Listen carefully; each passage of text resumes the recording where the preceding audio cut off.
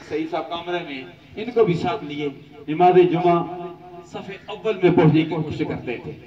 सफ़े अव्वल के नमाजी थे, तो ये यादें रह जाती हैं।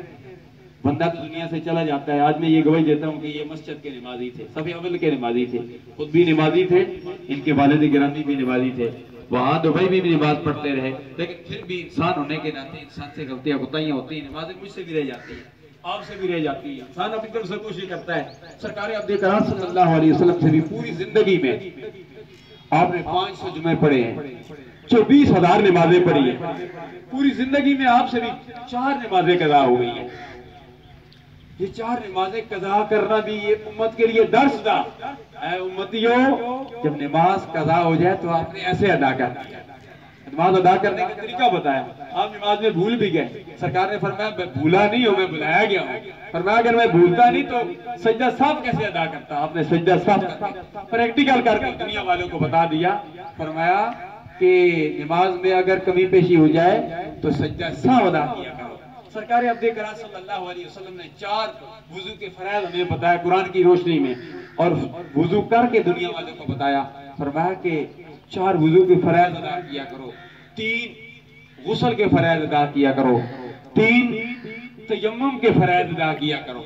फरमाया ये फर्ज अदा किया करो। सरकार ने फिर प्रैक्टिकल करके वुजू करके बताया। फरमाया सरकार ने जो तरीका बताया इसमें हिकमतें थी।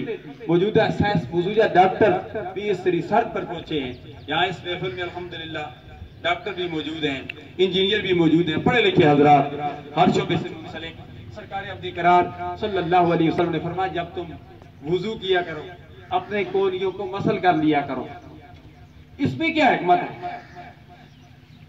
जदीद डॉक्टर और जदीद साइंस भी इस रिसर्च पर पहुंची है कि कोहनियों को क्यों मसल किया जाता है, इनको क्यों मला जाता है। तो जदीद साइंस ये कहती है कि इन दोनों हाथों की जो रगे हैं कोहनियों तक और कोहनियों से आगे, ये जो रगे हैं इन रगों का ताल्लुक इंसान के दिमाग के साथ है, इंसान के जिगर के साथ है, इंसान के दिल के साथ है। जब बंदा वुजू करता है, 4 फर्ज अदा करता है, तो इंसान इन कोहनियों को मसलता है, वुजू करता है, इनको धोता है, तो इंसान को दिमाग को भी तकवीयत पहुंचती है, इंसान के जिगर को भी तकवीयत पहुंचती है और इंसान के दिल को भी तकवीयत पहुंचती है। आज के इस नमाज जनाजा में मैं आपको दावत फिक्र दूंगा कि किसी सूरत में नमाज न छोड़ें।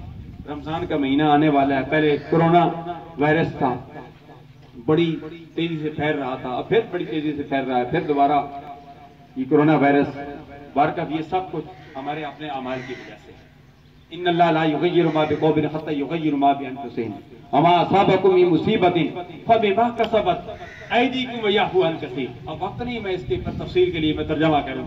ये सब हमारी अपनी ही वजह से सारी ये सब कुछ होता है। जरूरत इस अमर की है कि मेरे समय सबसे पहले मैं अपने आप को कहूंगा